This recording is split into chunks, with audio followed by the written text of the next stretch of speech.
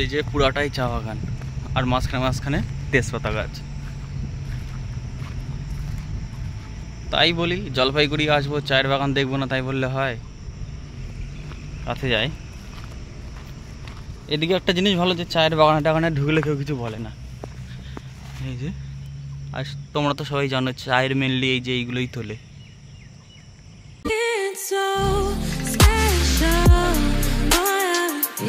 তেনজিং নর্গে কেন্দ্রীয় bus terminus Siliguri. ভোর 5টা নাগাদ আমি কলকাতা থেকে শিলিগুড়ি এসে পৌঁছেছি, আর এসেই দেখি প্রচুর বৃষ্টি হচ্ছে, প্রচুর পরিমাণে বৃষ্টি।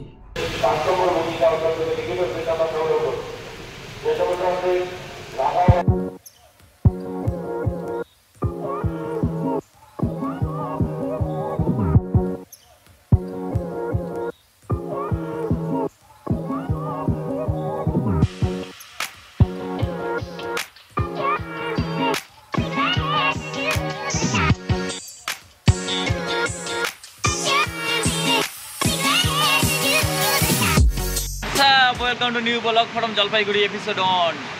আমি সম্রাট, আমি এখন আছি জলপাইগুড়ির ফাটাপুকুরে। আমি এখানে এসে কাজের জন্য, এখানে এসে কোথায় থাকবো, কী কাজ করবো সেগুলো আমি আমার ভিডিওটা দেখাবো। আপাতত আমি এখন ফাটাপুকুর বাজারের মধ্যে দাঁড়িয়ে আছি। প্রচুর বৃষ্টি হচ্ছে ভাই, প্রচুর বৃষ্টি হচ্ছে, পুরো গা মাথা সব ভিজে গেছে। বৃষ্টি ভিজে ভিজে যখন ফাটাপুকুর এসে গেছি তখন থাকার জন্য একটা শেল্টার খুঁজবো, তারপরে একটু ফ্রেশ হবো, তারপরে কি কাজ করছি সেটা দেখাবো, আর আশেপাশের এলাকাটাও ঘুরিয়ে দেখাবো তোমাদের। আর এত তাড়াতাড়ি বৃষ্টি থামবে বলে মনে হচ্ছে না। আজকে তো সারাদিন বৃষ্টি হওয়ার কথা আছে, আর আকাশ এখনও কালো হয়ে আছে, বৃষ্টি সমান হয়ে যাচ্ছে।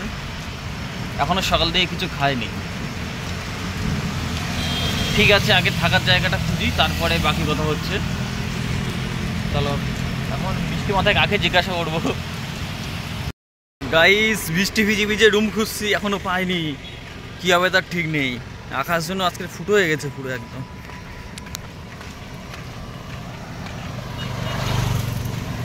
দেখা যাক কতক্ষণে রুম পাই। এখন এই যে হাইওয়ের উপর দিয়ে হাঁটছি, আশেপাশে একটা রুমের সন্ধান পেয়েছি তাই যাচ্ছি।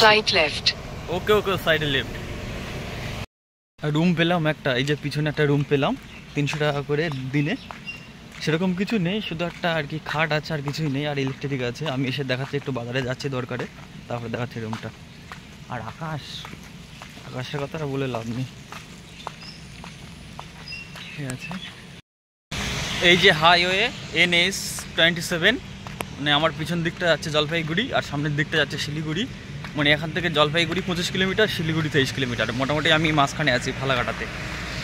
আর যে এরকম একটা বৃষ্টি ভেজার দিন জলপাইগুড়িতে আমার খুব মনে থাকবে। আর এদিকে এইগুলো সব হচ্ছে আর্মি ক্যাম্প। এই যে এইগুলো দূরে, এইগুলো সব আর্মি ক্যাম্প।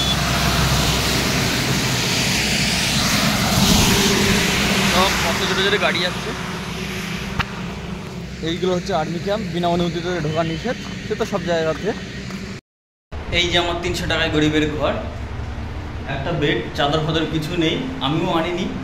আমি ভাবতে পারিনি যে আমি নর্থ বেঙ্গল মানে শিলিগুড়ি জলপাইগুড়িতে আসবো। আমার যাওয়ার কথা ছিল হুগলিতে, সাডেনলি চলে এলাম এখানে।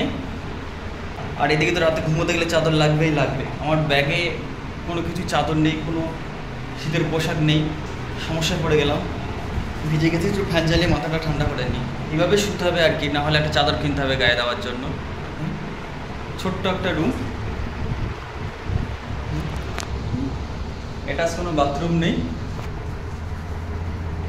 যাই হোক, যেখানে যেরকম সেখানে সেরকম, জয়সা দেশ ওইসা বেশ। চলো এখন একটু রেস্ট করবো, তারপরে বিকেলের দিকে বেরোবো। আশেপাশে দেখা যাক কী দেখা যায়, কী খাওয়া যায়। বৃষ্টি থেমে গিয়ে আকাশটা আর কি পরিষ্কার হয়নি, মেঘলা আছে, কিন্তু বৃষ্টিটা থেমেছে। আর আমি বেরিয়েছি কাজের জন্য। কি কাজ করব দেখানোর চেষ্টা করব। আর একজন দাদা থাকবে, মোটামুটি যতটা পারি দেখাবো। আপাতত দাদার সাথে দেখা করে একটু চা ফা খাই, তারপর হচ্ছে কাজ করব। আকাশ এখনও মেঘলা, কিন্তু মানে এক্ষুনি ঘন্টা 3 আগে এখানে কীরকম বৃষ্টি হচ্ছিল, আবার এক্ষুনি আবার পরিষ্কার। আরেকটা আর কি দুঃখজনক ঘটনা, যে শিয়ালদাগামী কাঞ্চনজঙ্ঘা অ্যাক্সিডেন্ট করেছে আজকে এই শিলিগুড়ির পাশে। শুনে খারাপ লাগছে, কি যে হচ্ছে। এই যে কাঞ্চনজঙ্ঘা ইন্ডাস্ট্রিয়াল পার্ক। যাই হোক, যাই আমি সাইডে। আর রাস্তাতে যে কাজের জন্য এসেছিলাম আমি আর দাদা, সে কাজটা হয়ে গেছে। মানে এনএইচ তো প্রচুর গাড়ি চলছে, দেখতেই পাচ্ছ, সেই জন্য কী কাজ করছিলাম দেখাতে পারি না। আর এদিকে না মানে দূর দূর পর্যন্ত তাকালে এরকম কালারিং বাড়ি, কখনো লাল টিন, কখনো সবুজ টিন, এরকম নীল টিন, এইগুলোই আর কি এই উত্তরবঙ্গে দেখতে ভালো লাগে। আর এদিকের পরিবেশটা এখন পুরো একদম ভেজা ভেজা সাথে সাথে। আর আমি যেই দিনের কথা বলছি সেটা হচ্ছে 17ই জুন, মানে আজকে বকরা ঈদ। আমার বাবুসোনা বন্ধু এনজয় করছে আজকে।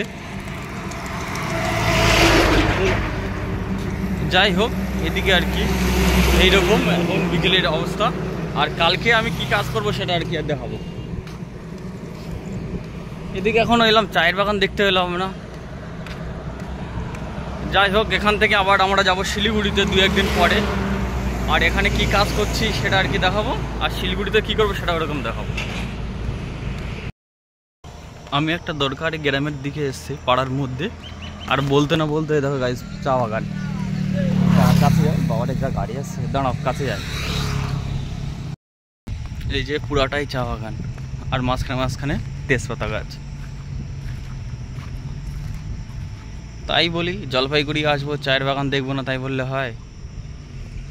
কাছে যাই। এদিকে একটা জিনিস ভালো, যে চায়ের বাগানে টাগানে ঢুকলে কেউ কিছু বলে না।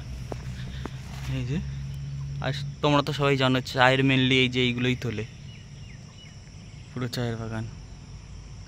এর মধ্যে তেজপাতা গাছ, মহানিমের গাছ ভর্তি। দেখলে গাই চায়ের বাগান দেখিয়েছি, এইবার আনারসের বাগান দেখাবো। এদিকে প্রচুর পরিমাণে আনারস হয়। আর জলপাইগুড়িতে সবথেকে বেশি তেজপাতার গাছ আছে। আমরা একবার এসেছিলাম, যে দোকানে তেজপাতা কিনতে গিয়েছি, বলছে এখানে দোকানে বিক্রি হয় না, গাছ থেকে পেরে নাও। পিছনে সব তেজপাতার গাছ। এই যে কত বড় চায়ের বাগান। যাই হোক, আমি আমার দরকারটা আগে মেটাই, তাহলে কালকে কাজের ডিলে হয়ে যাবে।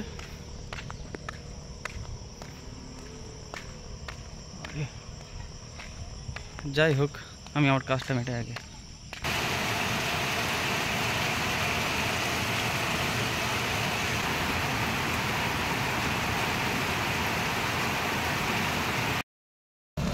আমি যেদিন থেকে জলপাইগুড়ি এসেছি তার 1 সপ্তাহ আগের থেকে এখানে প্রতিদিন ভোরবেলা করে বৃষ্টি হচ্ছে, প্রায় সকাল 9টা-10টা পর্যন্ত।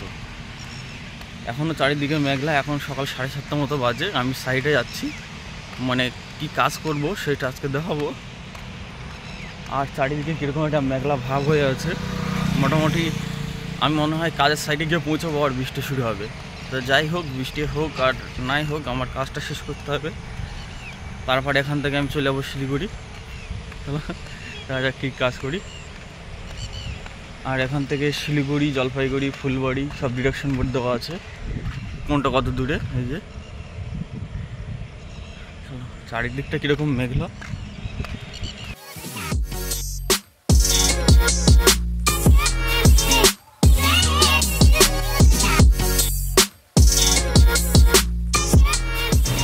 এই যে ফাটাপুকুর NH 97-এ আমার কাজের সেটা। এই যে বোরিংয়ের যে রিকটা খাড়া করা, আর এখনও সেই টিমটা আসছে আমার। আর ওই যে NH গাড়ি যাচ্ছে। এখানে আমি সয়েল টেস্ট করতে এসেছি, মানে বোরিং করে 2 কিলোমিটার বোরিং করে সয়েল নিয়ে যাবো। এখানে একটা আর কি ফ্লাইওভার হবে এই ফাটাপুকুর মার্কেটটাতে, এই জন্য আমার এখানে আসা। আর সেই জন্য আমার এখানে আসা।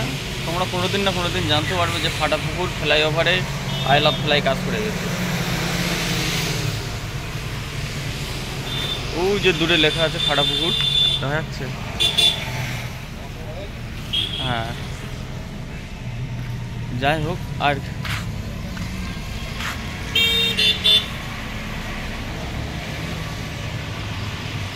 যাই হোক, কীভাবে কাজ করছে সেটা আমি দেখাবো। আমার লেবারগুলো, আমার টিমটা কীভাবে কাজ করছে সেটা দেখাবো। টিপ টিপ করে বৃষ্টি পড়ছে রে, এই বৃষ্টির জন্য কাজে আমার ডিলে হয়ে যাচ্ছে।